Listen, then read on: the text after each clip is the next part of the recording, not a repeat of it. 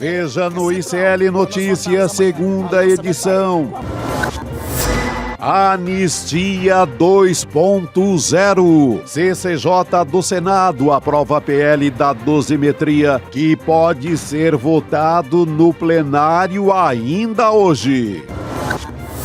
Com o Supremo, contudo, senadores dizem que governo e Xandão fizeram acordo para aprovar projeto da dosimetria, que envolve diretamente o ministro Alexandre de Moraes, que se entende no direito de interagir com senadores e deputados, sugerindo inclusive texto.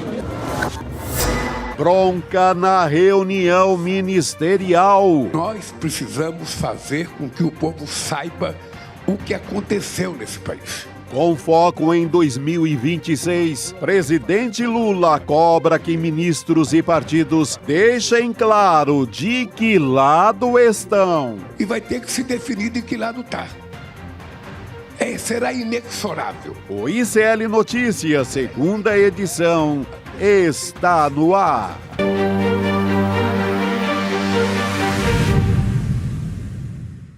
Olá, boa tarde. Seja muito bem-vindo, seja muito bem-vinda. O ICL Notícias, segunda edição, está começando. Estamos ao vivo em todos os nossos canais.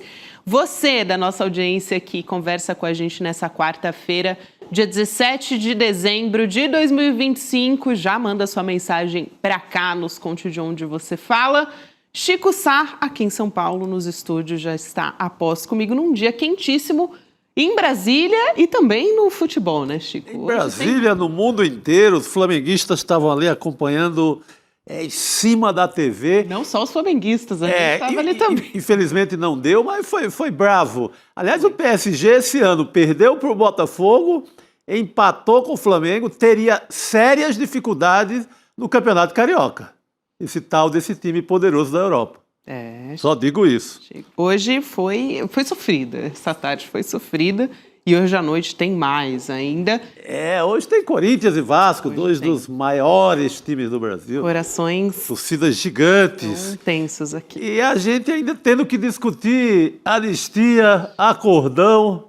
Pô, anistia disfarçada, né? Anistia ali, disfarçada, cheio de arrodeios. Já teve anistia light, agora o negócio é anistia disfarçada. Calma, roteirista do Brasil, calma. Gente, olha, essa semana, bem que a gente falou, que não ia acabar nunca, né? Que só acaba quando termina, porque hoje o PL da dosimetria pode ser votado no plenário do Senado, na CCJ foi aprovado, Comissão de Constituição e Justiça, foram 17 votos a 7 nesse projeto que reduz a pena dos golpistas. A Manuela Borges está acompanhando tudo de perto lá em Brasília. Vamos chamar a Manu aqui com a gente para contar como é que está a situação por lá. Manu, boa tarde para você. Boa tarde, Gabi, Chico Sá, audiência do N2. Muito boa tarde a todo mundo. Dia fervendo, não estava quente não, fervendo aqui em Brasília. Ninguém esperava esse placar, tá? 17 a 7 na CCJ, nem o próprio relator, o bolsonarista, senador Espiridião Amin, ele disse que esse voto acalenta o coração dele, mas ele confessou que até ontem o esperado era empate, com o voto de desempate do presidente da CCJ, Otto Alencar, mas teve um revés, teve uma reviravolta danada. Pois é, Manu, acalenta o coração dos bolsonaristas, mas não muito da sociedade, né? Já tem até mais uma pesquisa que foi feita sobre isso, né? Do PL da dosimetria, depois a gente fala sobre isso também com mais detalhes. Mas vamos trazer algumas falas importantes aqui. Manu, bom, primeiro para a gente saber se a expectativa para acontecer a votação no plenário, se é daqui a pouco, como é que está a expectativa sobre isso, e depois acho que a gente também pode trazer algumas falas de senadores que você entrevistou ao longo dessa tarde também, né? A expectativa é para concluir essa votação, sim, ainda hoje, e que esse texto também seja aprovado lá no plenário, aqui no plenário, né? Logo no final do túnel do tempo do Senado, onde fica o plenário, seja votado por maioria esmagadora. Esse é o que a gente apurou aqui. E também tem o projeto do pacote fiscal, que foi aprovado nessa madrugada na Câmara dos Deputados. E esse acordão diz respeito a esses dois assuntos, porque para o governo fechar as contas de 2026, tinha um rombo de 20 bilhões de reais. E aí, nessa madrugada, a Câmara dos Deputados aprovou esse pacote, taxando bets, taxando fintechs, reduzindo as isenções fiscais para todos os setores de forma linear e dando um fôlego para o orçamento da ordem de mais de 22 bilhões de reais, justamente para cobrir esse rombo do orçamento que vai ser votado amanhã. E aí, esse acordão era justamente esse. Vamos aliviar, fazer vista grossa para essa dosimetria, não vamos inflar muito o discurso, bater muita boca, deixa rolar. E, pelo outro lado, o Centrão aprova sem resistências esse pacote fiscal tão necessário para fechar as contas do país. É cheiro de acordão total, né? Agora fica feio, né? Você pedir para que a população vá para a rua lutar contra a dosimetria e chegar hoje com um baita acordão, junta todo mundo. Tudo bem, dá para entender um pouco o lado do governo, agoniado aí com o fechamento das contas, conseguiu uma boa história nessa taxação das bets. É muito pouco o aumento de imposto. Só sai de 12 para 13, é quase nada, mas já é alguma coisa. Mas o feio é você não deixar as coisas abertas e claras, né? Você incentivar a gente ir para a rua e na quarta-feira, que não é de cinzas, fechar um acordão. Isso teria que ser melhor explicado. Eu vi agora o Jacques Wagner dizendo que fez o acordo, mas não consultou a Gleisi, nem consultou o Palácio do Planalto, no caso o Lula. Poxa, gente, essa história está mal contada. Tem também fala do senador Alessandro Vieira, foi um dos que a Manu conversou nessa tarde, Chico, justamente sobre isso, dizendo que foi um acordo entre os governistas, oposição, e citou também o Alexandre de Moraes, do Supremo. Ele citou nominalmente o Alexandre de Moraes, e é uma apuração, essa fala, né, essa afirmação, ela está em linha com a apuração do nosso jornalista aqui, nosso companheiro do ICL, Luiz Costa Pinto. Sim. Que faz exatamente uma semana que ele trouxe essa apuração, até numa programação especial aqui, depois do ICL Notícias segunda edição, falando sobre isso. Então, na semana passada, e o que deu mais força ainda para isso foi aquela ausência dos governistas nas discussões da CCJ que aconteceram de manhã. Só que aconteceu ao mesmo tempo que a reunião ministerial do Lula, então muita gente... mas já que marca a reunião no mesmo horário é porque não está ligando muito para a CCJ, né? Vamos ver o que disse o Alessandro Não acontece nada à toa em Brasília, tudo tem amarradinho, a Manu sabe mais do que a gente. É isso. Gabi, Manu, vamos só rodar a fala do Alessandro. Antes de você chamar o senador... Pode ir lá, então. Vai lá. Só um segundinho, claro, porque os governistas negam com veemência, tá? Inclusive o senador Jacques Wagner, pelo menos para os jornalistas, ele disse que não tinha acordão nenhum. O senador Randolph Rodrigues também negou, falou que era um absurdo, que jamais faria um acordo como esse. Mas só para sentir o clima. Então, para alguns, eles confirmam que existiu realmente esse acordo, mas para nós, jornalistas, eles estão negando. A gente tem essa fala do Randolph Rodrigues também, que a Manu justamente comenta aqui, para trazer esse contraponto, né? Vamos botar na voz deles. Vamos botar na voz deles o que é a leitura da parada toda, né? Vamos ouvir, então, o Alessandro Vieira. Na sequência, a gente também vai ouvir um trecho da fala do Randolph Rodrigues, trazendo esses contrapontos que a Manu observa aqui. Vamos nessa. Nos bastidores, o que está acontecendo é um grande acordo que envolve diretamente o ministro Alexandre de Moraes, que se entende no direito de interagir com senadores e deputados, sugerindo inclusive texto,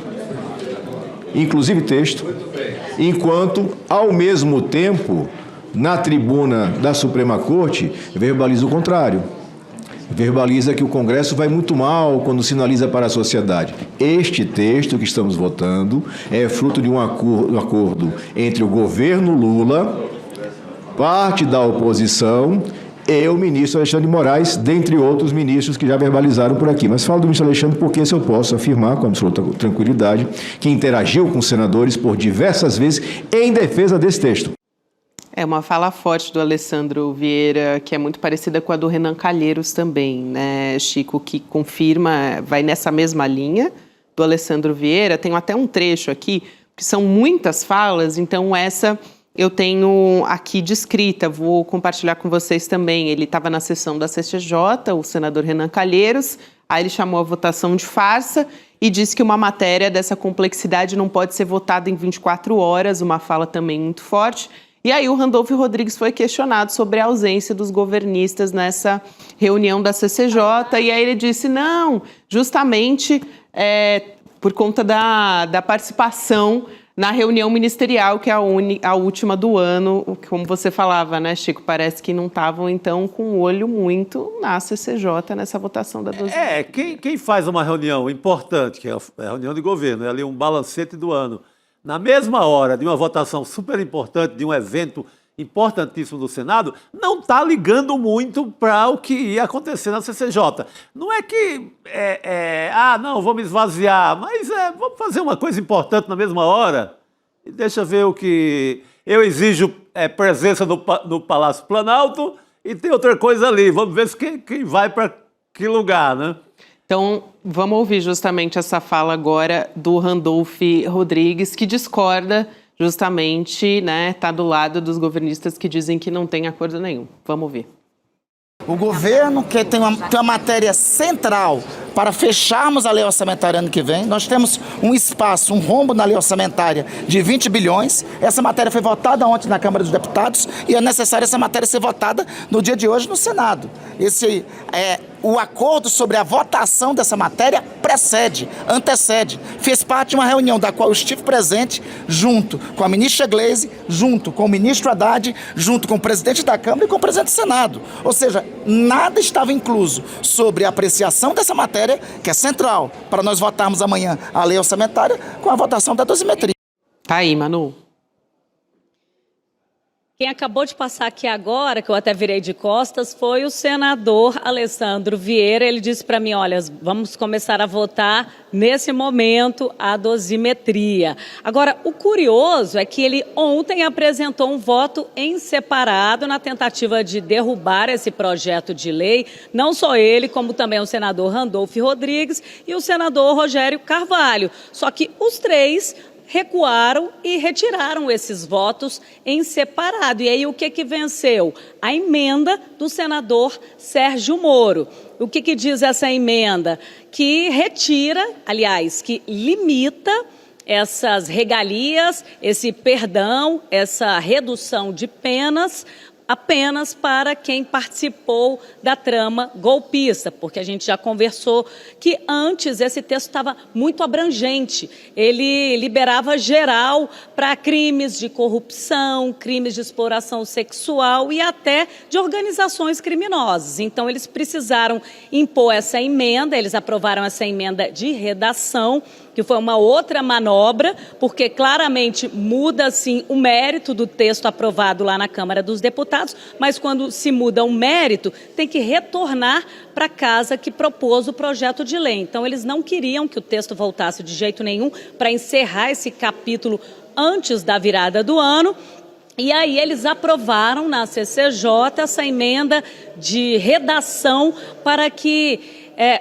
uma forma de burlar o sistema, né? De burlar o regimento. Falar, olha, não é uma emenda de mérito, é uma emenda de redação, então é como se a gente não estivesse mexendo no texto para que ele não retorne à Câmara dos Deputados. Então venceu essa emenda e agora eles vão começar a votar o projeto de lei da dosimetria ou anistia disfarçada. Isso, eles estão nos pronunciamentos agora, viu, Manu? Foi bom você alertar aqui, nossa equipe está de olho nessa votação que pode começar a qualquer momento. Aliás, eles estão reunidos, só que na parte dos pronunciamentos agora, Chico. O que seria interessante é a gente já começar a ver ou fazer a conta de quantos anos de cana vai sobrar para o Bolsonaro. Não é? Vou tentar falar com meus amigos juristas aqui, Manu, se você tiver alguma informação também nesse sentido, o que é que vai sobrar no final? Muita gente perguntando aqui. E no fim das contas, passando a régua, Bolsonaro fica condenado a quantos anos? Eu acho que é uma pergunta importantíssima diante desse acordo, porque está com cheiro disso. Se o Jacques Wagner, líder do governo, fala que não consultou um nem consultou o outro, mas a decisão acabou sendo essa, porque está com cheiro de acordão no ar total. E quando o Alexandre Vieira fala que passa por Alexandre de Moraes, seria porque o STF pode melar essa história. E a única forma de não melar seria já ter consultado antes, previamente, o Alexandre de Moraes, para dizer assim, olha, se a gente diminuir um pouquinho aqui na pena de cada um, você vai ficar muito bravo ou vai deixar passar, fim de ano, vamos todo mundo para champanhe, acaba a história. Essa que é a bronca. A conta do Paulinho da Força, Manu, vou passar para você, mas só para trazer aqui, e acho que vale muito a pena realmente a gente conversar com um jurista, porque tem várias versões, mas a conta dele é que o Bolsonaro poderia pedir para sair, né, do regime fechado para a progressão em 2 anos e 4 meses. Então, antes do tempo previsto, segundo o relator desse projeto lá na Câmara dos Deputados. Que é a conta do autor da ideia. Bem lembrado. Muito bom, Gabi. Vai lá, Manu. Há controvérsias, né? Eu já conversei com alguns advogados, juristas, e eles não entenderam como que o Paulinho da Força chegou nessa matemática, chegou nesse cálculo. Porque só retirando ou unificando o golpe de Estado, a abolição do Estado Democrático de Direito, não teria uma redução tão expressiva da pena de Bolsonaro. Então, a gente tem que entender os pormenores dessa dosimetria para saber se realmente de 27 anos e 3 meses vai cair para pouco mais de 2 anos.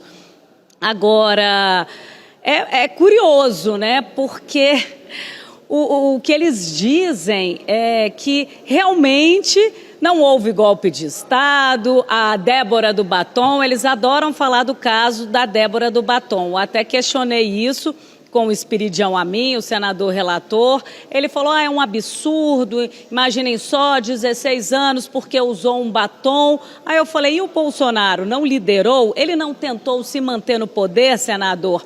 Aí ele um pouco gaguejou, falou, não, mas ele já tinha saído do poder. Eu falei, não, mas essa trama golpista veio lá de trás, veio lá de 2020, enfim, veio construída, isso está nos autos, inclusive desacreditando o sistema eleitoral de forma reiterada, o próprio sistema eleitoral que o elegeu. E aí ele ficou um pouco sem palavras, aquilo. A gente viu hoje até bolsonaristas aqui tentando interferir no trabalho dos jornalistas quando estava tendo as coletivas. Chegaram 2 ativistas e querendo achacar os senadores, falar, mas também não teve anistia para quem tentou, para quem fez sequestro, para quem tentou assassinar, como se também os militares não tivessem sido anistiados, né, lá no nosso passado, e por isso que a gente vê os golpes, a tentativa de golpe ressurgir. Quando não há punição, isso abre o espaço para que aconteça novamente.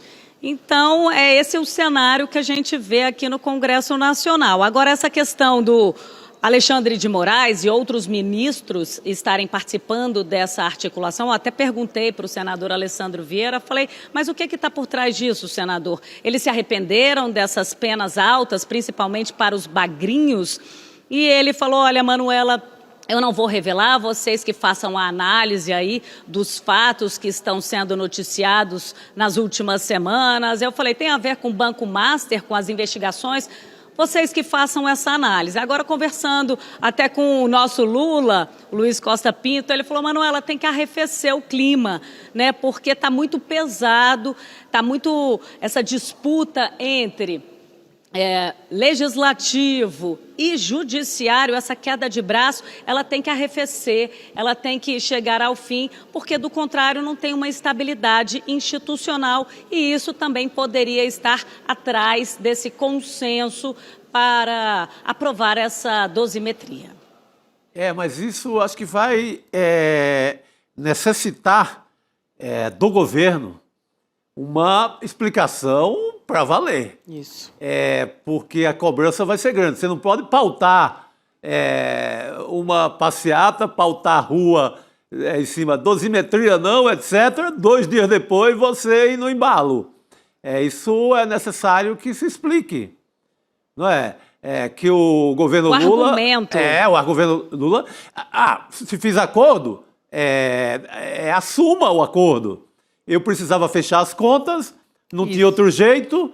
Eu ia para o ano da eleição numa situação não muito boa, porque o Congresso não fechava as contas do governo e precisei, no desespero, fazer esse acordo de última hora. Fica mais legítimo para a população, para quem acredita nesse campo partidário. Ô Chico, eu queria a sua explicação sobre isso, sobre essa questão da mudança tributária que alimenta justamente essa discussão, né?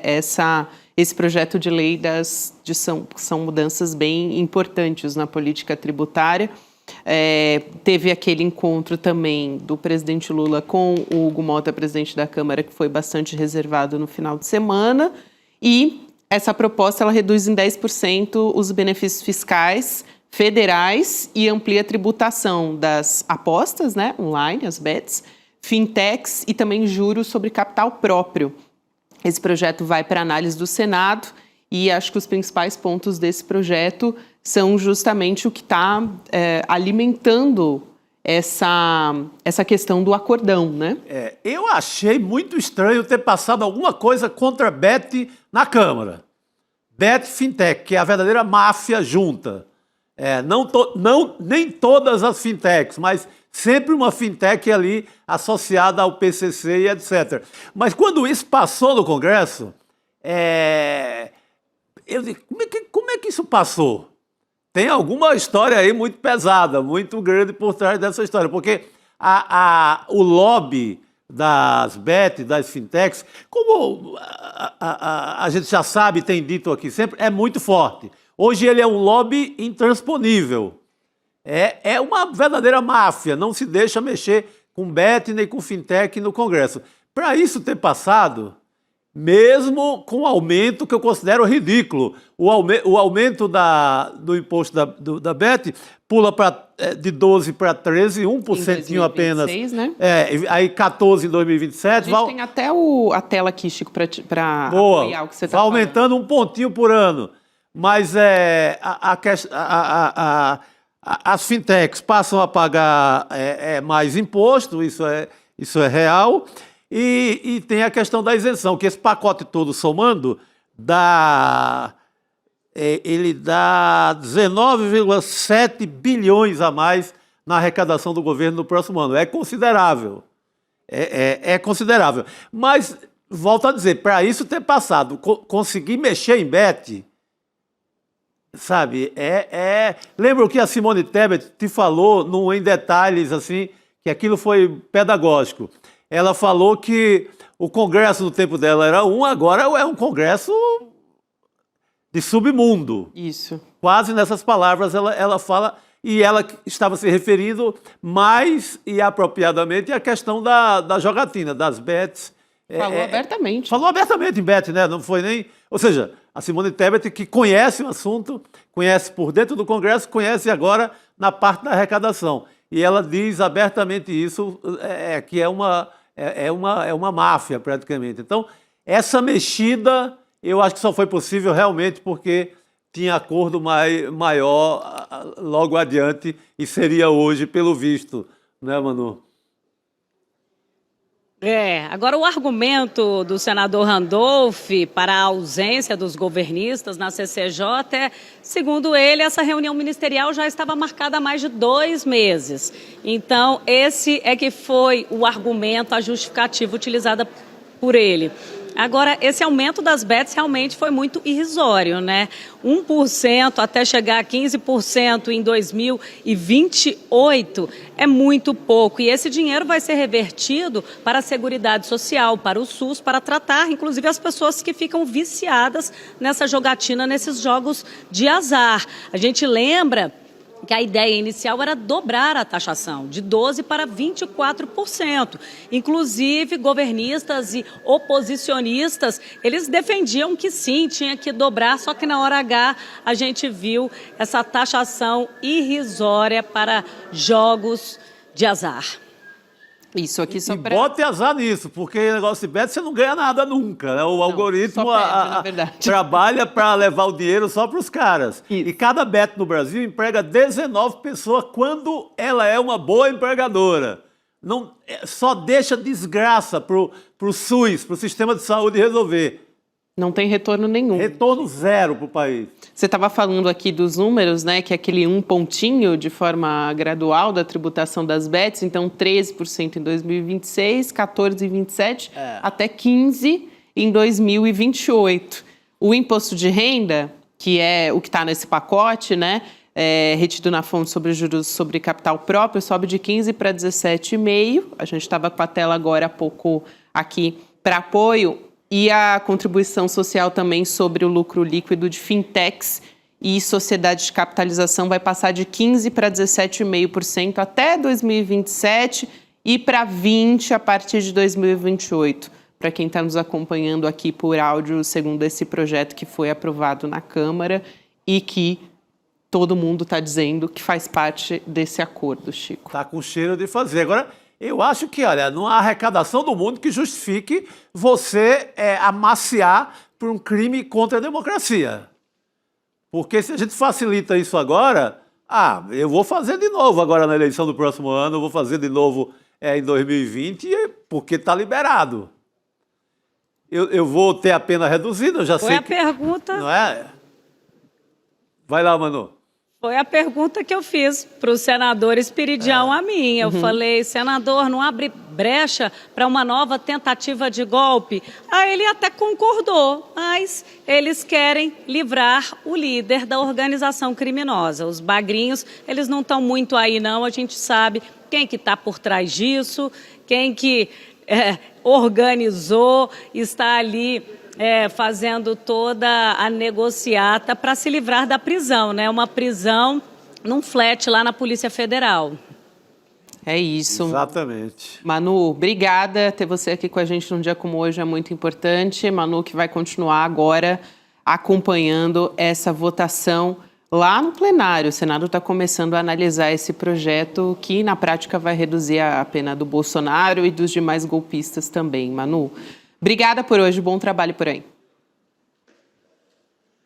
Valeu, gente, um beijo grande. Um beijo, querida. E vamos lá ouvir o show de horrores, né? O plenário, a tribuna, os senadores defendendo o golpista. É isso vai aí. Vai tomar um antiácido, a Manuela Borges. Manu, que pauleira, vamos lá.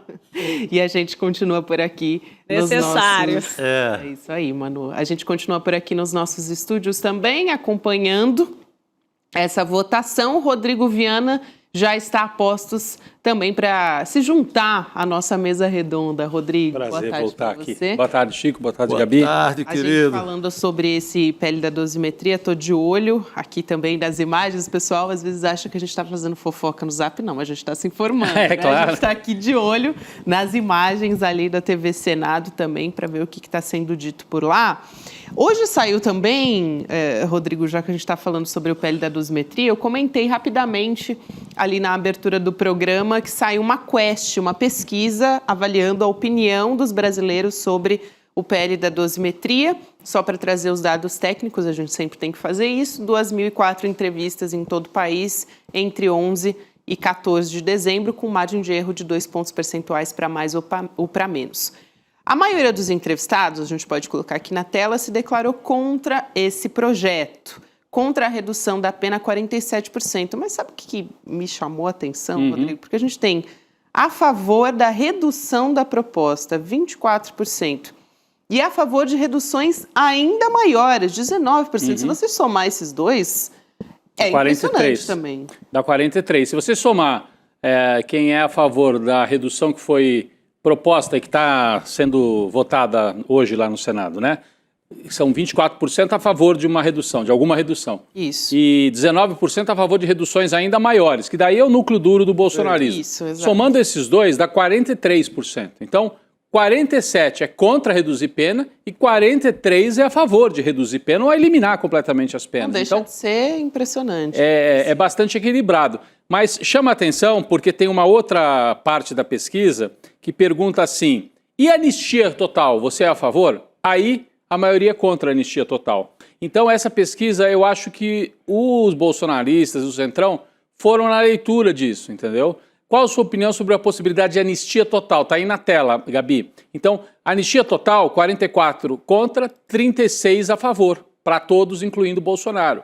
Então, quando você fala em anistia mesmo, aí você é mais minoritário. Mas quando você fala em reduzir pena, aí você pega um pedaço que acha que as penas foram exageradas, entendeu? Que é uma anistia envergonhada, né? Isso, Que é um tipo de anistia.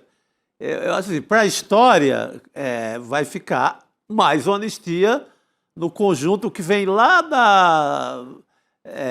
do século XIX até hoje. Uhum. É mais uma anistia.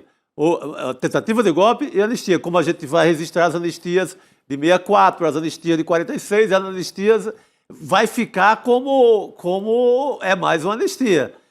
Vou botar lá, não, houve uma redução de pena porque... Depende, né? Se o Bolsonaro ficar uns 3, 4 anos atrás das grades... Assim, o efeito vai ser isso, é a prática disso. Chico, tem uma informação Você importante. tocou num ponto... depende do tempo que ele ficar. Depende do tempo. Fala, Tem uma Gabi, informação importante chegando lá de Brasília. Opa. O nosso repórter, o Luiz Costa Pinto, está acompanhando agora a votação lá no plenário. O presidente da casa, o senador Alcolumbre, disse que vai fazer votação simbólica da 12 Então já é, Elvis. Sem painel, sem declaração de voto. Alguém tem que pedir votação nominal para que isso não aconteça. Uhum. E o que é importante, né? Ele dizendo que essa votação é simbólica, também tem uma... Como o Luiz Costa Pinto Essa é a maior safadeza do mundo, porque não vai ficar nome de ninguém na história. olhar muito atento do nosso jornalista, ele disse, o Luiz Costa Pinto, que o Alcolumbre agora se dirigiu aos fotógrafos da imprensa e pediu que não fotografassem as telas dos celulares para não flagrarem acordos entre vossas excelências. Então, além de tudo, não conhece os bons fotógrafos, né? O Lula Marques da vida ali, que vai sempre... Mas você acha que alguém vai obedecer essa ordem do Alcolumbre? Só se ele botar a segurança na frente. Não, mas quando ele diz isso, ele está alertando os colegas dele para se precaver. O celular. Ele não está falando com, né? Ele não está falando com o fotógrafo. É claro, não está falando com o fotógrafo. Tá falando, meu amigo, você vai votar aí, cuidado que tem uns caras aí com uma tela objetiva que a 300 metros ele fotografa a sua tela, né? Então realmente... Como o Lula Marques fotografou a tela do Bolsonaro? Do Flávio Bolsonaro, não é? Não, teve uma vez que ele fotografou o Jair Bolsonaro dando uma bronca no Eduardo, que estava nos Estados Unidos. Falando, volta pra cá, o que você tá fazendo aí, não sei o quê. Você quer acabar na papuda? Era uma ameaça desse tipo. Mas assim, essa decisão de não registrar voto, de fazer por votação simbólica... É uma demonstração de que tem um acordo rolando mesmo, né, Gabi? Então, isso, porque aí ninguém vai saber, né? Porque senão... Bom, vamos ver. Pode ser que algum partido ou algum senador minoritário peça, né, votação nominal e aí é obrigatório, né, ir para o voto no painel, né? Mas é muito simbólico mesmo, né, Chico e Rodrigo, que a nossa última semana de atividades lá no Congresso, no Senado, se coloca dessa maneira, né? Tá fechando o ano de uma maneira realmente... vergonhosa. Muito ruim para a sociedade. É uma maneira vergonhosa. E eu, assim, repito o que eu falei, acho que foi ontem, hoje eu também falei no ICL Urgente. A fala do Alessandro Vieira, né, dizendo que Moraes participou disso. O ministro Alexandre de Moraes e outros do Supremo também participaram do acordão. Então o acordão teve oposição bolsonarista, centrão, governo Lula e uma parte do Supremo. Sim. O Alessandro Vieira citou nominalmente. O Alessandro Vieira falou durante a sessão no microfone. Moraes participou disso, desse acordão. Bom, eles estão avaliando que ao ceder um pouco e diminuir as penas, eles vão tirar a pressão do Supremo. mas eu acho um erro a médio prazo, Chico, porque hoje os bolsonaristas, olhando essas pesquisas, Quest, que a gente acabou de mostrar, e contando os votos, eles sabiam que a anistia total não passava. Eles tentaram. Talvez na Câmara até passasse, no Senado não passaria. Sim. Então eles fizeram as contas, não dá, anistia total não passa, redução de pena passa. E aí o Supremo entra e topa, tá bom, a gente reduz a pena, porque assim baixa a fervura, diminui as pressões. Eles não aprenderam ainda que esse tipo de negociação não funciona com a extrema-direita? Se a extrema-direita eleger senadores suficientes no ano que vem, vai de novo tentar anistia total e impeachment de ministro do Supremo. Vão na cabeça do Xandão na primeira semana. Na segunda semana vão na do Flávio Dino. E assim por diante. Não fica que vote mais pela democracia, com zelo à democracia. Se acham que esse acordão vai garantir boa vida depois... Não vai. A única garantia é nas urnas, é eleger senadores que não concordem com essa patifaria. Pois é, mas daí fica ruim, porque quem deveria comandar esse discurso e dizer é importante evitar uma nova tentativa de golpe, topa sentar na mesa e fazer um acordo desse, como é que você vai depois também pedir voto, né? Fica mais difícil, eu acho uma pena. Assim. Agora vamos ver a reação do Supremo. Ontem o Alexandre de Moraes se pronunciou, a gente até trouxe uma fala dele. Que as pessoas estão lendo um pouco como ele estava se vacinando do que viria hoje. O Alessandro Vieira até disse. O Alessandro Vieira até disse. Lá no Supremo, o Moraes fala uma coisa na sessão. Ele diz que é um grande defensor da democracia. Por trás, nos bastidores, ele conversa sobre reduzir pena. Então, temos que levar em conta isso. Não podemos fazer só jornalismo declaratório, né? Assim, o Moraes falou que é contra, mas... Exato. Às vezes fala uma coisa e age de outra maneira. Ele falou a mesma coisa, o Alessandro Vieira, para a Manuela Borges. Ela voltou a perguntar, falou em plenário e também confirmou para a nossa repórter. O importante vai saber, na prática, o que o Supremo vai fazer depois de aprovada essa redução. Porque se o Supremo entender, houve aqui uma manobra inconstitucional, e aí vetar isso, aí o Supremo sai do acordão. Se o Supremo olhar para cima, subiar e fingir que não viu nada... aproveita o recesso. Quem vai ficar no plantão do Supremo é o Fachin, Edson Fachin. Muito sério no sentido de zelo pela Constituição. Pode ser que venha alguma surpresa. Aí é o que vamos ver. Aprovando isso no Senado, que deve ser aprovado hoje, tem mais duas etapas. O Lula vai sancionar ou vai vetar? Porque o Lula pode vetar, para deixar para a oposição o ônus de anistiar, né? Derrubar o veto dele depois. Se Lula veta, passa uma boa imagem para o Lula, que não estava no acordão, embora o governo estivesse todo lá favorecendo a situação, tanto na CCJ como na votação, que a gente vai ver daqui a pouco. Então, mas fica na imagem, na foto, fica bom para o Lula. Exato. Então, aí, só para completar rapidinho, então tem a etapa do possível veto do Lula e depois algum partido pode entrar no Supremo dizendo que... Com o Madinho. Dizendo que é inconstitucional o projeto que está sendo aprovado, deve ser aprovado hoje no Senado. Então tem essas duas etapas. Se nenhuma delas acontecer, aí a gente tem certeza que houve o acordo. Vamos aguardar. Até o começo do ano que vem isso tudo vai tá bem claro, né? Vai estar mais às claras. É isso aí. Com certeza, Rodrigo. A gente segue acompanhando aqui essa votação. Estou de olho aqui na TV Senado, um olho aqui na nossa audiência. Eu também estou de olho aqui. E um aqui a gente na TV Senado também. Agora, essa semana a gente meio que fica meio repetitivo. Essa semana é uma semana de muita notícia. Foi um ano, na verdade. Gente, se a gente for olhar... Pelo amor de Deus! Foi um ano. Acho que foi uma década. Uma década de muita notícia. Mas a gente vai fazer uma retrospectiva um pouco menos ambiciosa do que a da década. É verdade, vai fazer do ano de 2025. Falando principalmente desse ano importante da política, não só a política brasileira, mas global também. O ICL tem uma surpresa que vai acontecer nessa sexta-feira, dia 19 de dezembro, que é a nossa primeira retrospectiva política, que vai ser ao vivo nessa sexta-feira com a apresentação do William De Luca e da Roberta Garcia, também um programa especial para trazer os principais fatos desse ano. Muito bom. Não, normalmente esse tipo de programa retrospectivo ele é gravado. É verdade. Mas, gente, não dá para gravar nada no Brasil. Então, o ICL vai apresentar uma retrospectiva ao vivo. o que pode incluir até uma prisão porque todo dia tá rolando uma. O Rio de Janeiro está muito quente.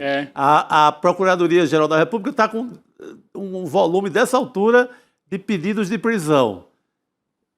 Muitos relativos ao Rio de Janeiro. Então, é uma retrospectiva que pode virar um noticiário quente. Atualizado ali em cima da hora mesmo. Coitado do William, de Luca e da Roberta no comando dessa situação toda. Não tem jeito, jornalismo é isso. É assim, e só para frisar, 8 horas da manhã, né, que é a retrospectiva. 8 horas da manhã dessa sexta-feira. 8 horas da manhã. Estaremos lá. É o horário do N1, né, mais conhecido como horário do N1. Vamos entrar no clima? Vamos lá. Assistir ao trailer? Vamos nessa. Um ano intenso e perigoso. Ferro quente? Vamos relembrar tudo na retrospectiva do ICL 2025, que vai ser ao vivo. Agora foi. Um ano de seguidos ataques da extrema-direita. Todos os crimes. A resistência das forças democráticas.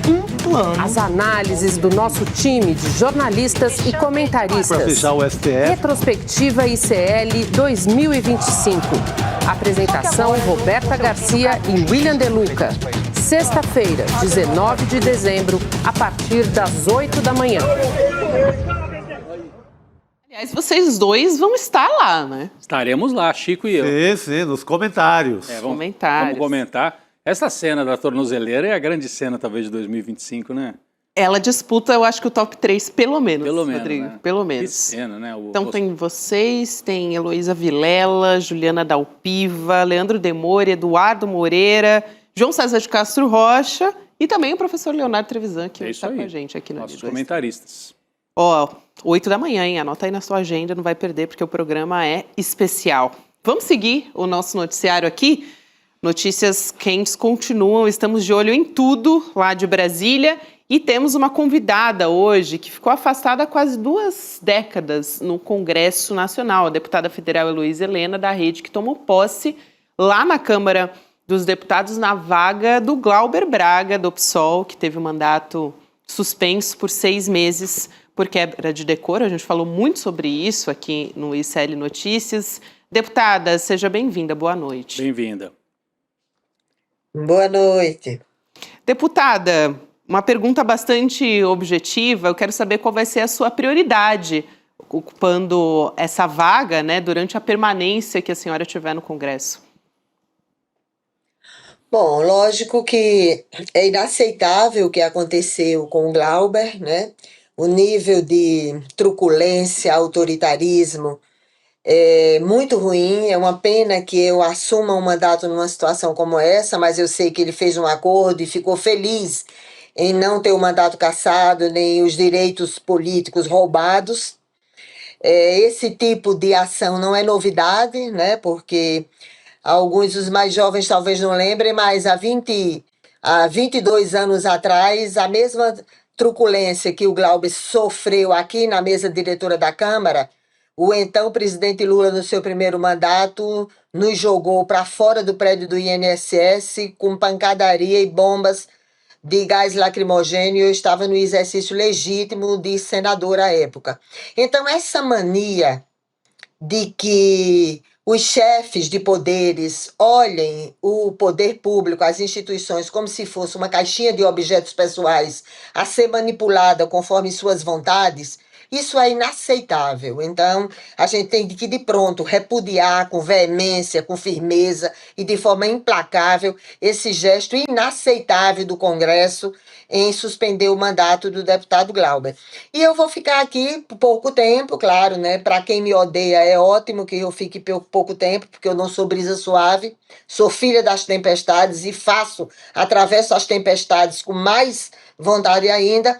E quem me odeia, quem não gosta de mim, eu espero dar muitos motivos para que me odeie muito mais. Então eu vou... Aquilo que eu sempre lutei ao longo da minha vida, não fiz por questões pessoais, sempre lutei por firmeza ideológica, concepção programática.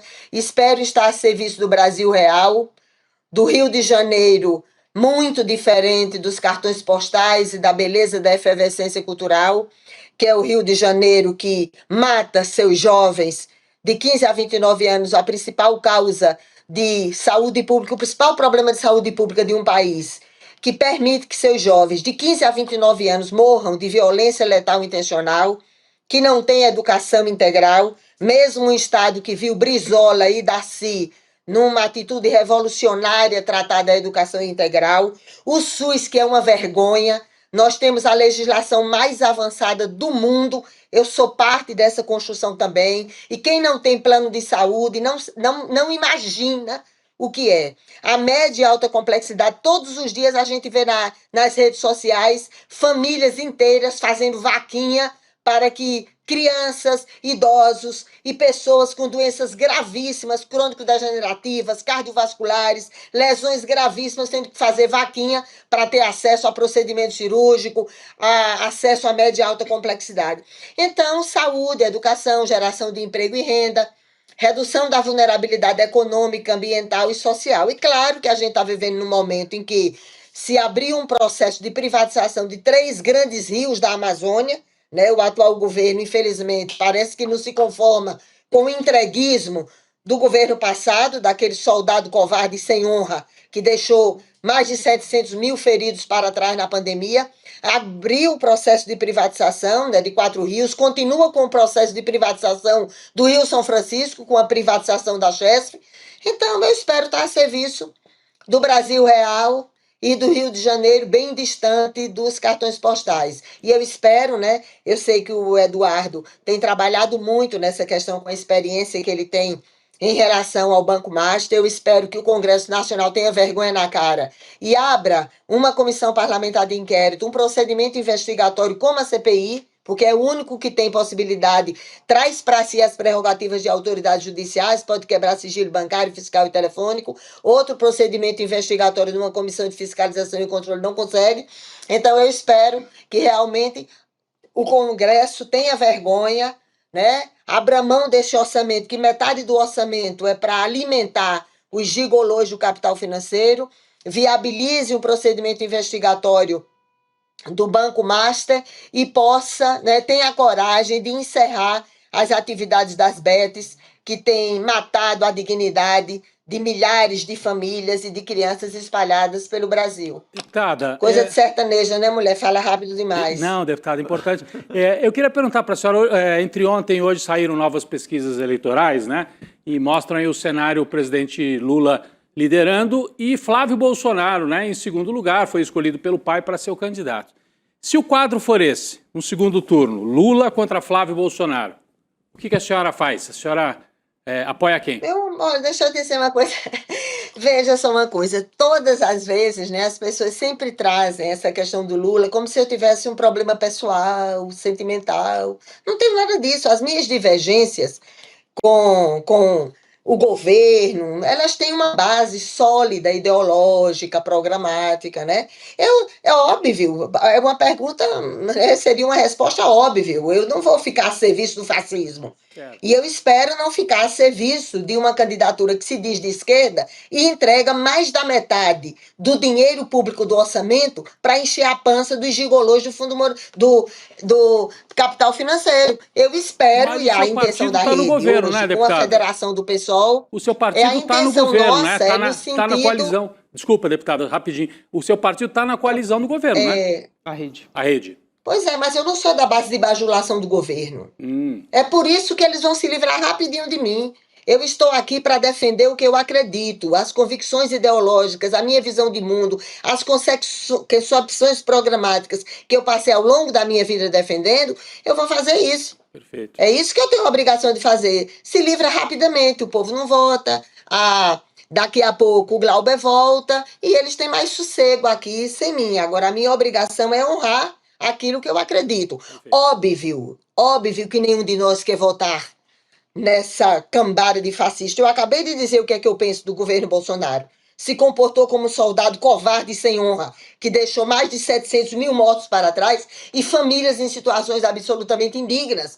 Agora, a gente da rede tem que discutir, espero que a federação também, programa. Tem que discutir primeiro o programa. Qual é o programa que nós queremos defender? Qual é o programa que nós vamos pactuar com o candidato que nós devemos apoiar? É isso que a gente tem que fazer. Isso é o que tem que fazer, isso é o que qualquer partido sério faz. Partido, e eu espero, né, e a gente também, Nós não somos base do governo porque temos cargo, não.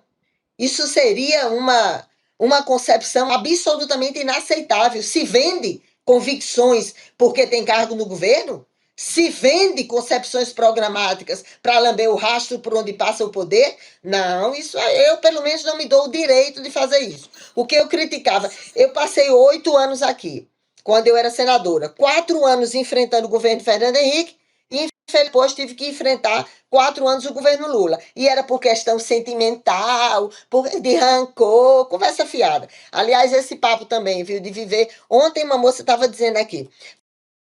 Opa, a gente teve uma interrupção aqui na conexão Machista. com a deputada. Acho que ouvimos Voltou, agora. Estamos voltou. te ouvindo, deputada. Voltou. Eu estou dizendo assim, ontem, né, uma moça me encontrava aqui e dizia assim, você tem que perdoar o Lula. O problema não é de perdão. Essa concepção machista, moralista, de exigir que toda mulher perdoe, essa coisa, exige o perdão para depois a mulher sair dentro de um caixão. Então tem que acabar com essa história também no Brasil. Eu não tenho nenhum problema de rancor, pessoal. Eu tenho um problema de firmeza ideológica. Eu sei que no mundo da política isso não é muito aceito. Firmeza ideológica não é aceito. Uma concepção programática que você zela no voto com aquilo que você acredita, também não é bem aceito, mas é a vida. Daqui a pouco eles se livram de mim. Deputada, eu quero muito agradecer a sua presença aqui no ICL. Muito obrigada, Muito obrigada. querida. Até Obrigado, uma próxima viu, deputado? oportunidade. Obrigado, Obrigado. deputado. Obrigada a vocês, estamos sempre à disposição aqui. Grande abraço. Abraço. Obrigada. Boa noite. Próxima, deputada Heloísa Helena conversando com a gente aqui no ICL. Rodrigo, e a gente volta a conversar sobre todas essas questões lá de Brasília. Hoje a gente falou sobre essa reunião ministerial, a última do ano, do governo Lula, que aconteceu, começou pela manhã e se estendeu durante toda a tarde. Teve um anúncio da saída do Celso Sabino, do Ministério do Turismo, já se esperava realmente, a União Brasil pediu o cargo depois de expulsar o ministro do partido. E durante o discurso, o presidente Lula falou que os partidos que integram a esplanada vão ter que definir de que lado eles estão. Então a gente vai assistir essa fala e volta a conversar sobre a reunião. Vamos lá. O ano que vem é o ano em que a gente tem a oportunidade, não só porque estaremos em disputa, mas porque cada ministro, cada partido que vocês participam, vai ter que estar no processo eleitoral e vai ter que se definir de que lado está. Será inexorável. Será inexorável as pessoas terem que se, definindo, e definindo o discurso que vão fazer. Eles vão ter que defender aquilo que ele acha que pode elegê-lo. E eu acho que nós temos uma força extraordinária. Essa é uma das falas do presidente Lula. Não sei se vocês querem comentar essa, que tem uma outra também falando sobre os ministros terem que mostrar para a população o trabalho que eles estão fazendo, né? Manda a próxima. Vamos nessa, então. Manda a próxima, comenta no pacote. Vamos comentar o pacote aqui.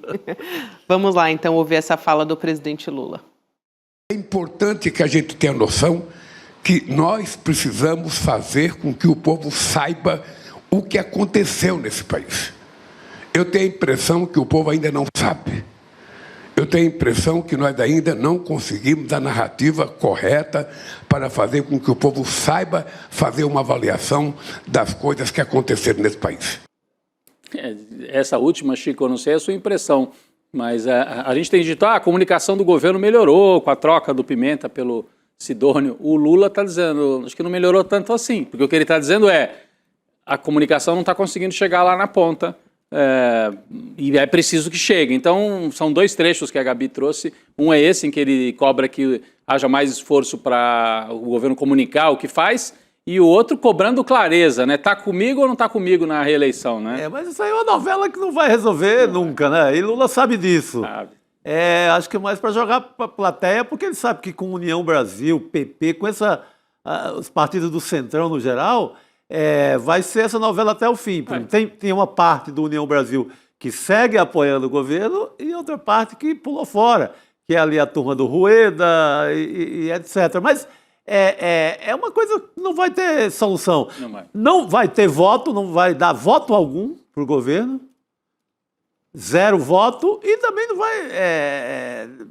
não traz nada. Ele tenta construir alguns palanques, eu acho, estaduais. Estaduais, né? O Sabino mesmo, que ele hoje sai do... Acho que vocês já comentaram até, mas que ele sai do Ministério do Turismo, é um pré-candidato ao Senado no Pará. Isso. Então ele sai, é um homem com esse objetivo. Com o apoio do Lula, mas por um partido de centro. Talvez seja candidato pelo MDB. Um candidato forte. Forte no Pará e tal. No Pará, mas os caras não trazem nada. E tem razão também, o Lula tem razão em relação aos ministros. Cara, fora eu vejo, assim, fazendo comunicação governamental, aliado com o governo, fazendo bons vídeos, etc., Padilha e o Renan Filho. Sim. 2 ministros bastante atuantes, têm mostrado muito serviço. O Renan Filho em relação ao fim do cartório das autoescolas apareceu muito. Na questão das estradas também, está sempre mostrando inaugurações em tudo que é estado.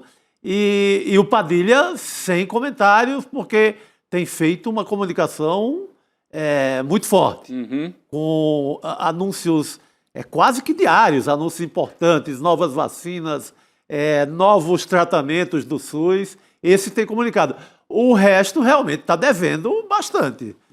O Boulos chegou agora ao governo com também a missão de dar uma esquentada nas redes sociais do governo. Acabou de chegar, Então ele tem feito postagens diárias e tudo, mas assim, quem traz realmente realizações concretas através de rede social são esses 2 que você falou. O Haddad faz uma comunicação mais institucional, né? Até pelo papel, peso, né? Ministério da Fazenda. Então ele se comunica pelos canais oficiais, pela mídia tradicional, né?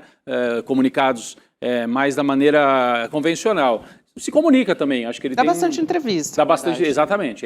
Ele procura explicar, procura fazer o embate político do dia a dia. Com a paciência de Jó, né? Coitado, nesse sentido. Mas aí tá o Lula cobrando e preparando o time para 2026. É isso que ele fez hoje. Aliás, que não vai fazer parte da composição dos ministros, porque vai estar diretamente na campanha, pelo menos até o momento, o PT quer o Haddad como candidato. Ou no Senado ou no governo. Agora, acho que a sensação do Lula é assim, gente, com toda a entrega do governo, podia estar melhor. Ainda tem essa rejeição desse tamanho. Isso realmente eu acho que ele tem razão. Porque eu acho que é um governo melhor do que está nos números de pesquisa em relação à popularidade. Porque se você pensar que o bolsonarismo vai duro, mais raiz, tem 30%, 35%, o Lula podia estar com um pouco mais, né? Ele está com uma aprovação de...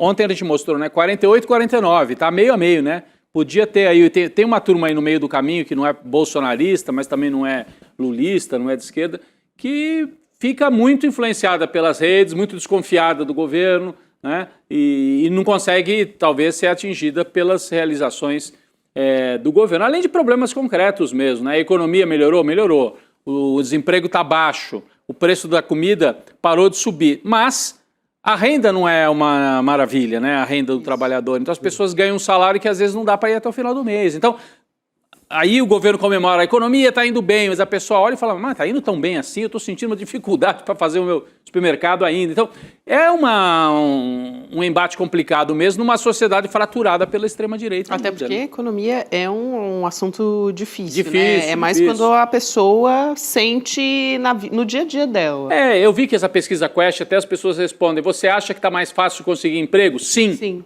É verdade, né? Você acha que a vida da sua família está muito melhor? Não.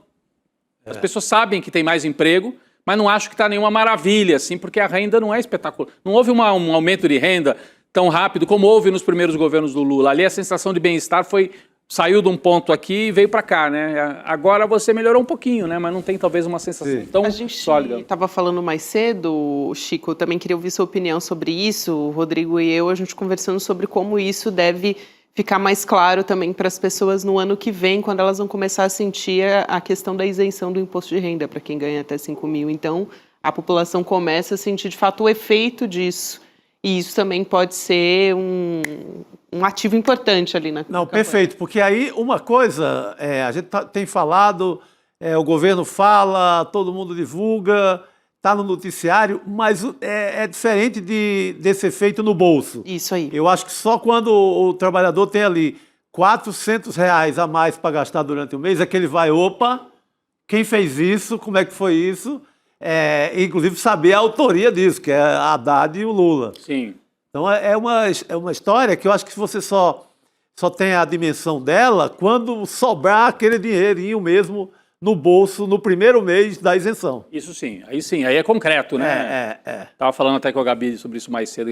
Janeiro já vai ter essa sensação, né? É isso, eu não posso contar em que conversa foi essa com o Rodrigo. Depois o pessoal descobre mas a nossa é uma gravação para o ano que vem. É isso, gente. Posso trazer um outro assunto que eu estava aqui também...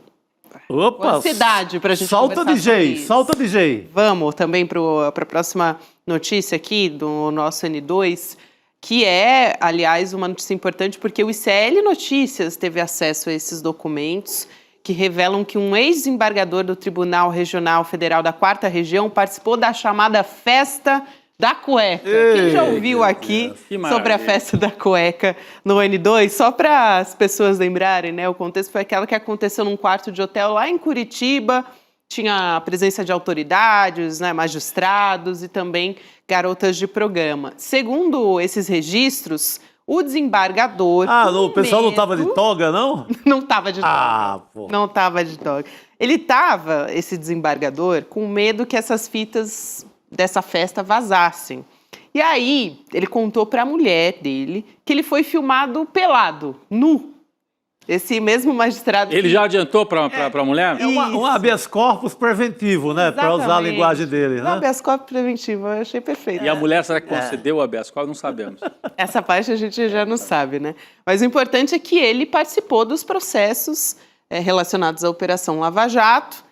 E, segundo denúncias também desses colaboradores da própria operação, que atualmente está sob investigação da Polícia Federal, esse episódio da festa na cueca, melhor dizendo, na cueca, já não sou capaz de afirmar, né? E nem de quem. Não. Mas esse episódio aí, ele foi utilizado pelo Sérgio Moro, então juiz, como uma maneira de fazer chantagem para pressionar os colegas, para, enfim, assegurar as condenações, né, a manutenção das condenações dos investigados, enfim.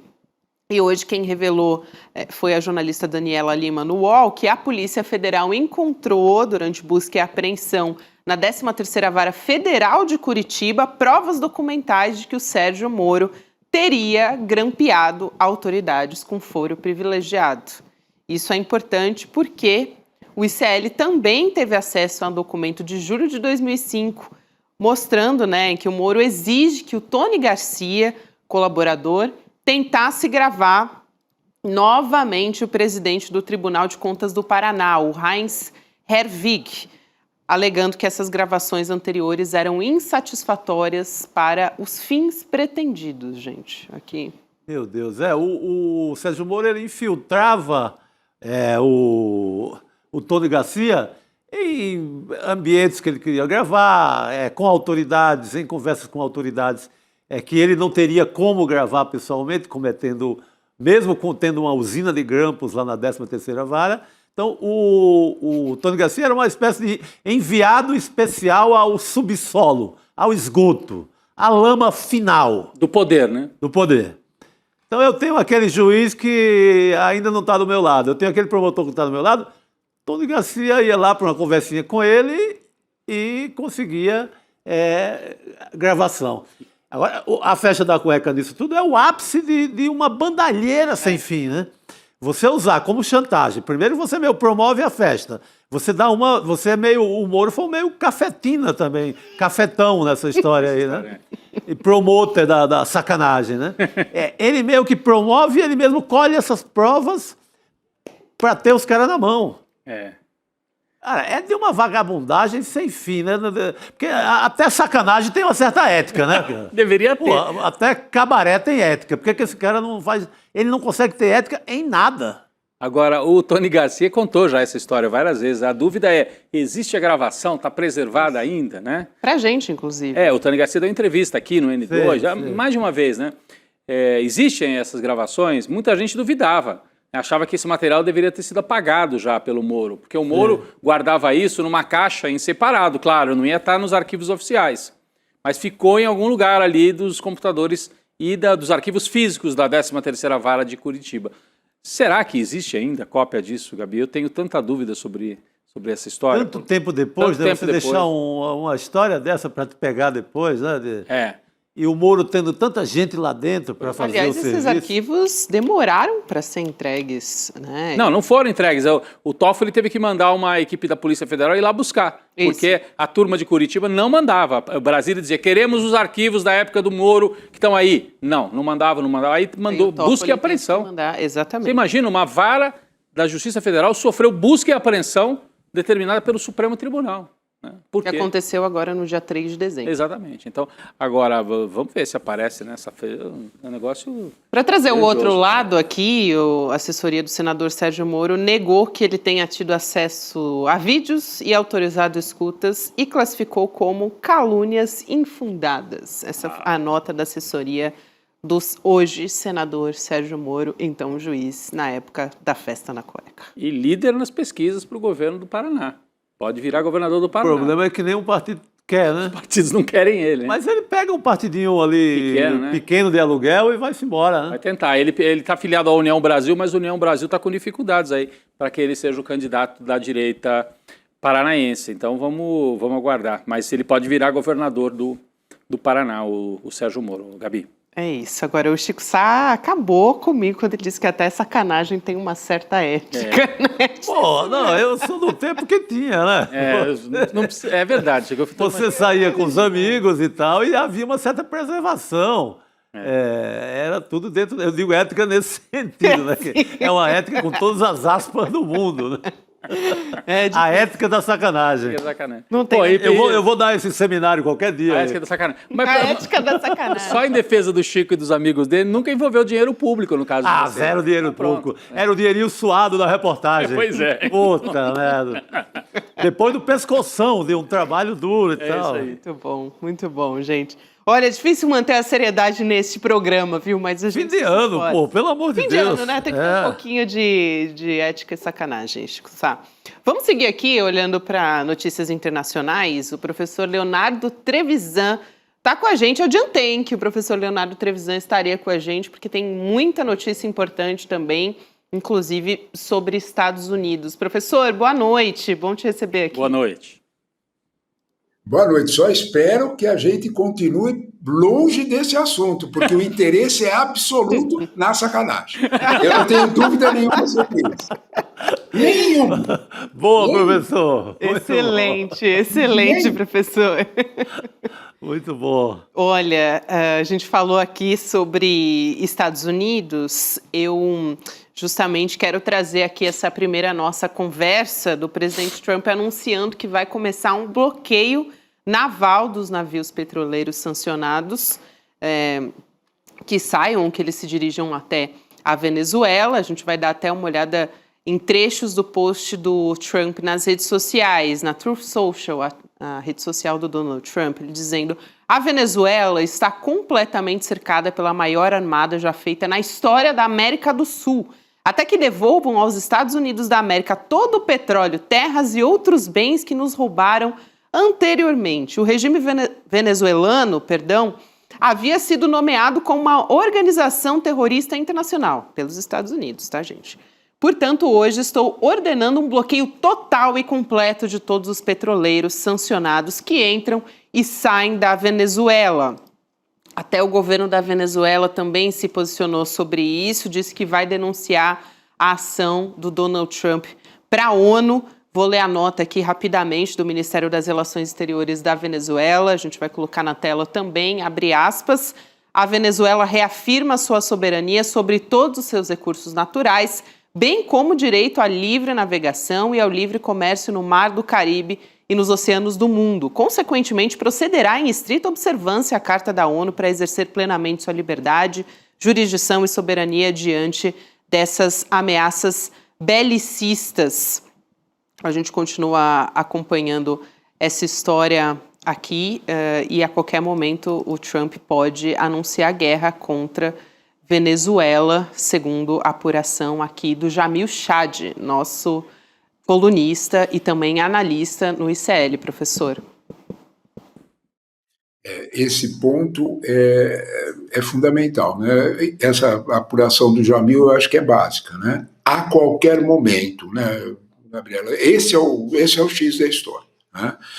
Agora, uma questão de umas 2 ou 3 horas atrás, né, o Vladimir Padrinho Lopes, que vem a ser, né, e não se perca pelo nome, Padrinho, não? Ele vem a ser o comandante em chefe das Forças Armadas venezuelanas, fez uma declaração com umas frases muito fortes, dizendo que as frases do Trump eram afirmações delirantes, né, e colocou em dúvida, com todas as aspas, né, o que é que a Venezuela está sendo acusada de roubar petróleo e outras riquezas dos Estados Unidos. Ele pede alguma prova sobre isso, né? Enfim, a tua pergunta, Gabriela, e a de todos nós é o que está acontecendo, né? Se a gente olhar com alguma cautela, nós estamos vendo uma escalada, mas é uma escalada muito estranha, é uma escalada específica, né? É exatamente o que disse Trump. A Venezuela é escalada pela maior marinha que a América do Sul já viu. Você colocar o S. Gerald Ford, que é o maior porta-aviões norte-americano, cada porta-aviões desse tem pelo menos 2 contratorpedeiros e 2 destroyers de proteção, ultramodernos. Cada avião desse tem frota de F-35, cada porta-aviões desse tem frota de F-35, os aviões mais modernos, mais destruidores, né? É óbvio que isso deixa a Venezuela absolutamente acuada, né? Tá bem, né? O que ele vai atacar? Aí é que está o ponto, né?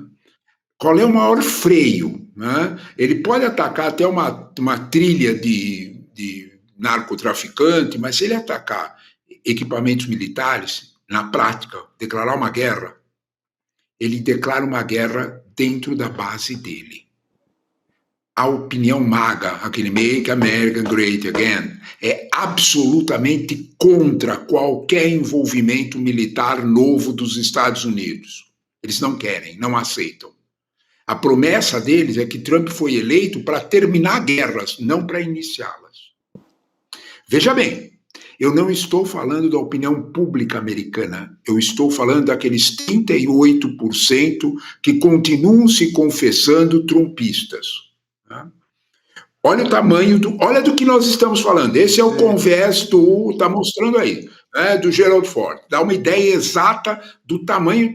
A Marinha venezuelana é uma brincadeira. A Marinha venezuelana tem 2 flotilhas e nada mais, né? Tem alguns barcos de vigilância que ganhou da China em 2020 para enfrentar um jato desse tipo. É evidente que a situação é política e não militar, né? O que é que está acontecendo? Há uma política de estrangulamento da força econômica maior da Venezuela, que é petróleo. É isto. Esse estrangulamento, ele visa exatamente os países a quem a Venezuela vende petróleo e ajuda. Primeiro, o Irã, isso é forte. O primeiro cargueiro venezuelano com petróleo, que é o Skipper, de 10 de dezembro, estava carregado com praticamente quase 1 milhão de barris de petróleo para Cuba. O alvo era Cuba, o destino era Cuba. Aí você vai me dizer, bom, então quer dizer que o Trump consegue fechar? Não. 60% do petróleo venezuelano é vendido para a China. Aí a conversa muda de figura. Se você pegar um cargueiro chinês e a Força Aérea e a Força Militar Americana tomar o cargueiro chinês, como ele fez com o cargueiro de bandeira liberiana que leva, é outra história. Quando a gente olha para isso, a gente tem uma ideia exata dos limites. O que é que o Trump está fazendo, né? O Trump está usando a Venezuela para um muro de arrimo, para uma grande cortina de fumaça, com a qual ele esconde o problema real dele. Hoje, né, as pesquisas demonstram que na base trumpista ele está 3 pontos abaixo. A pesquisa do New York Times e a outra pesquisa do YouGov, publicada hoje. Qual é o problema? Economia. Os preços estão subindo. Se a gente olhar para isso, talvez a gente tenha uma ideia melhor. Se nós estivéssemos, de fato, frente a uma guerra contra questões de petróleo, contra qualquer oferta de petróleo, o preço do petróleo teria explodido. Aconteceu o contrário. O preço do petróleo ontem recuou para os valores de maio. Tudo isso sinaliza o mesmo ponto, né? Essa situação de pressão da Venezuela tem outra função que não é a de uma guerra direta com Maduro. O Trump pode anunciar a presença de tropas terrestres. Desculpe, é irreal. Os estudos do Pentágono são claríssimos. Os 10 mil homens que estão na flotilha seriam absolutamente insuficientes. Ele precisaria de 5 vezes mais para iniciar a invasão da Venezuela. Para a gente ter uma ideia do que nós estamos falando, a invasão do Panamá, 40 anos atrás, teve no início 50 mil homens. O Paraná era um país há 40 anos atrás com 5 milhões de habitantes, a Venezuela tem 30 milhões. Ninguém sabe o quanto de armamento russo está estocado na Venezuela. Ninguém sabe. Pode haver uma surpresa real. Eu faço, para quem gosta desses assuntos, é só memorizar que a questão de 6 meses atrás, 2 Ilyushins, que são aviões cargueiros militares, desceram em Caracas e o New York Times fotografou. Num furo de reportagem. Esse eles pegaram, e os outros que eles não pegaram? Então, quando nós olhamos para esse quadro, a gente precisa talvez entender isso no tamanho que ela tem, né? É uma operação de diversionismo, é uma operação cuja função é esconder o problema maior, né? E não engana nem mesmo a indústria do petróleo, que baixou o preço e não subiu. Você queria comentar? Fala você, Gabi, que eu sei que você quer trazer a fala do presidente Lula, não é isso? Sobre isso? Tem a fala do presidente Lula, mas também, Rodrigo, o professor e Chico também, o acordo, né, Mercosul e União Europeia, que eu acho que vale muito a pena a gente trazer aqui também. Né? Manchete em tudo que é jornal fora do Brasil no momento, o ultimato do Lula à Comunidade Econômica Europeia. Aliás, assunto internacional aqui, importantíssimo no dia de hoje. A primeira-ministra da Itália, a Giorgia Meloni, ela disse que o país não tem condições de entrar no acordo, né, de assinar o acordo entre o Mercosul e a União Europeia. Ela disse que estão faltando garantias essenciais para proteger o setor agrícola da Itália. A França e a Polônia já se pronunciaram, disseram não para o acordo, e se a Itália disser não também, eles vão ter força suficiente para barrar, então, o acordo. Essa é uma preocupação. A presidente da Comissão Europeia, a Ursula von der Leyen, deve viajar para o Brasil no sábado para assinar o acordo. Vamos ver o que o presidente Lula falou a respeito disso na reunião ministerial de hoje. A gente volta a conversar. Vamos lá. Se a gente não fizer agora, o Brasil não fará mais acordo enquanto eu for presidente. Tá? É bom saber. Faz 26 anos que a gente espera esse acordo. 26 anos. O acordo é mais favorável para ele do que para nós. O acordo é mais favorável para ele do que para nós. O Macron não quer fazer por causa dos agricultores deles, a Itália não quer fazer não sei por causa do quê. Se disser não, nós vamos ser duros daqui para frente com eles, porque nós cedemos a tudo que era possível a diplomacia ceder. É isso, então, a fala do presidente Lula, justamente trazendo esse alerta, né, Chico, que se não fizer agora, o Brasil não vai mais fazer acordo. É uma novela interminável, né? O que eu já cobri como repórter desses encontros de Lula aqui na América Latina para tentar costurar daqui para conversar com a Europa. E uma novela, né, professor, que tem, eu acho, o clima de hoje é que vai para o espaço de novo e pelo menos teremos um longo intervalo comercial nesse assunto. A Itália não abre mão mesmo, a França ainda é conversável. Tem trator na porta do Macron agora, como eles sempre fazem. Né? Que as aldeias gaulesas deles lá baixaram na porta do Macron hoje de manhã, então acho que não sai. A agricultura francesa, por tradição, é protegida pelo Estado francês, seja o governo de centro-esquerda, seja o governo de centro-direita. Né? É uma tradição da França proteger o pequeno produtor rural, até para manter esse setor e a ocupação do campo francês na base da pequena propriedade. Você ia comentar sobre isso? Não. Então a França é um forte opositor desse acordo, e ainda mais no momento em que a extrema-direita avança na Europa, o Macron fica sob pressão, porque se ele fecha um acordo com a América do Sul, o que a extrema-direita francesa vai dizer assim? Tá vendo? Esse pessoal aí fica querendo agradar lá os latino-americanos, eles querem invadir a França, em vez de defender a economia francesa. Então, o nacionalismo está de volta, gente. Total, as barreiras alfandegárias estão de volta. Essa é a bandeira. Essa é a bandeira. E a Itália já é governada pela extrema-direita. Então, a Meloni vai querer usar isso como bandeira. Eu travei um acordo que ia penalizar produtores italianos. Então, é realmente um momento difícil para passar esse acordo. Mas queria ouvir o professor Trevisan sobre isso, claro. Olha, sabe o que acontece, Rodrigo e Chico? Vocês têm toda a razão, né? E o subtexto na fala do presidente Lula, quando ele diz o acordo é mais favorável para eles do que para nós, ele está absolutamente certo e não há ninguém que discuta isso. O acordo é absolutamente, vamos deixar as coisas bem claras, necessário para a indústria europeia. Absolutamente necessário. É ponto nevrálgico para a sobrevivência, a começar da indústria automobilística. A começar de outras indústrias. Eles estão esperando se agarrar no mercado latino-americano para enfrentar a dificuldade que eles têm de enfrentar o mundo chinês.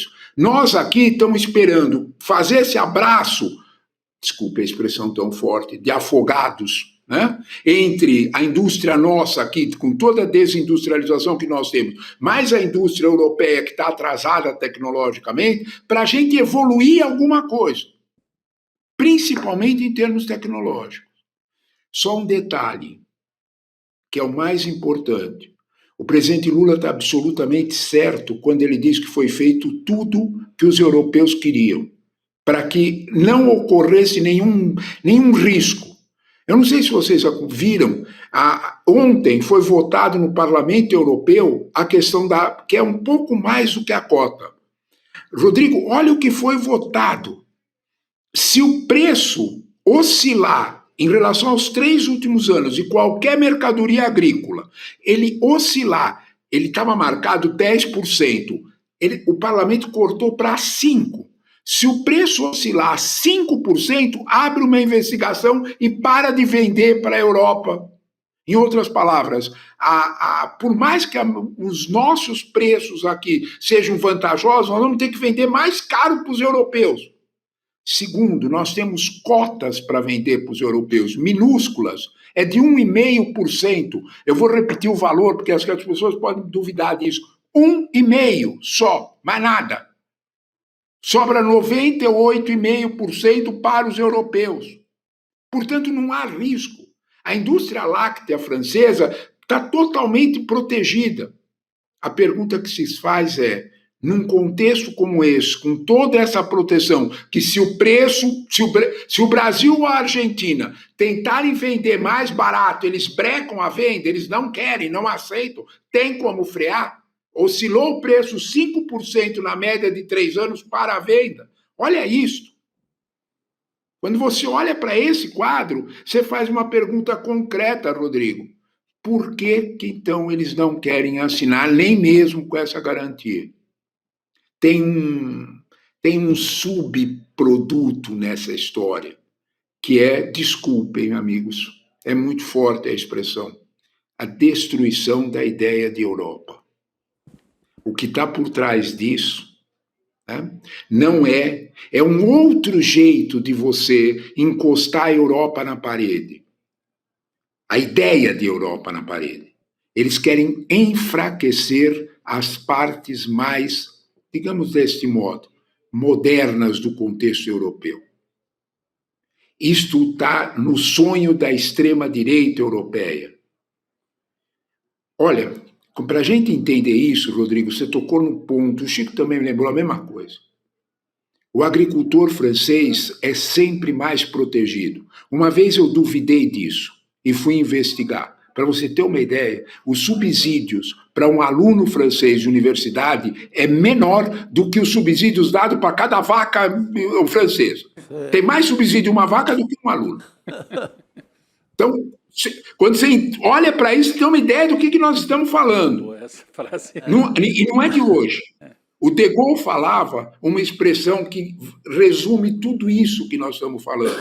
O De Gaulle dizia que quem decidia a política na França era a chamada, abre aspas, França profunda. A França profunda é isso que você resumiu. É o pequeno agricultor francês com um voto conservador, católico, né? E isso é preciso olhar para isso para entender melhor, né? Está em jogo a Europa, as leis europeias, a justiça europeia começa a mudar recentemente isso. Eles rejeitam, a extrema-direita tem um projeto claro. A Meloni tinha um projeto de sair da Europa. Desculpe também de novo a expressão, ela foi literalmente comprada.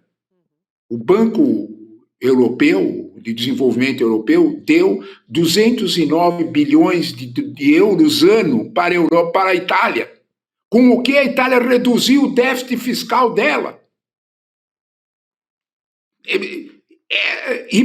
Isso era para manter a Meloni comportada.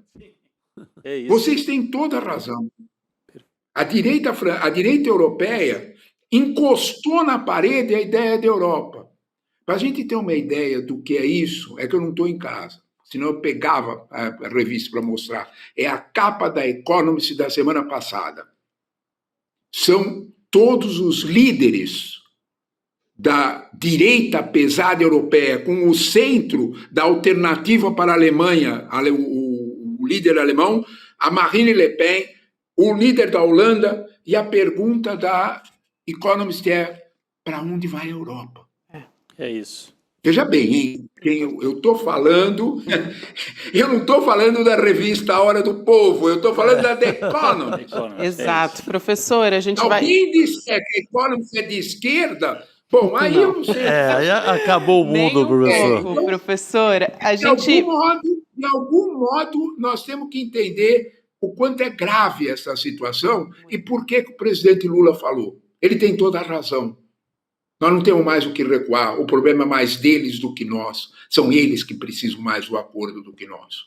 Nós fomos até o limite. Não é um acordo favorável para a nossa agricultura, porque não vai abrir mercado nenhum. Mas é um acordo favorável para a nossa indústria. Sabe por que o nosso agronegócio não vai nem contra? Porque não interessa. É isso. O mercado Professor, europeu, o mercado europeu, a gente vai ter que conversar, com o asiático, a gente vai ter que continuar a conversa numa próxima oportunidade. Me desculpa, professor Trevisan, porque o programa acabou. A gente chegou aqui às 7 horas. Ninguém manda vocês fazerem essas perguntas. Pois é, muito bom, professor. Não, mas o roteirista... As respostas são muito boas. Não só o roteirista do Brasil, mas o roteirista do mundo não está pegando leve com a gente. Obrigada, professor Trevisan. A gente vai voltar a falar sobre isso, hein? Já fica aqui combinado. Obrigado, professor. Respondendo para esses dois aí, eu fui embora. Muito bom, como sempre. Excelente. Um abração. Obrigada, professor Leonardo Trevisan. A gente continua acompanhando a nossa equipe, a situação lá no plenário sobre o PL da dosimetria. Amanhã a gente traz as informações completas no ICL Notícias, primeira edição. Até agora, nem o governo nem o PT pediram votação nominal, então continua tudo como adiantou o Luiz Costa Pinto aqui pra gente, votação simbólica. Agora você fica aí na companhia do Provocação Histórica do Lindener Pareto com o professor Castro Rocha. Vamos nessa? Vambora. Acompanhar a partir de agora? Vambora. Vamos, amanhã a gente está de volta. Vambora que tem jogo, eu quero assistir o jogo do Corinthians. Eu também, hein? Boa sorte pra gente, hein, Rodrigo? Os corintianos estão animados. Vamos nessa. Boa noite, pessoal. Até amanhã. Um ano intenso e perigoso. Ferro quente? Vamos relembrar tudo na retrospectiva do ICL 2025, que vai ser ao vivo. Agora foi. Um ano de seguidos ataques da extrema-direita. Todos os crimes. A resistência das forças democráticas. As análises do nosso time de jornalistas e comentaristas. Para fechar o STF. Retrospectiva ICL 2025. Apresentação Roberta Garcia e William De Luca. Sexta-feira, 19 de dezembro, a partir das 8 da manhã.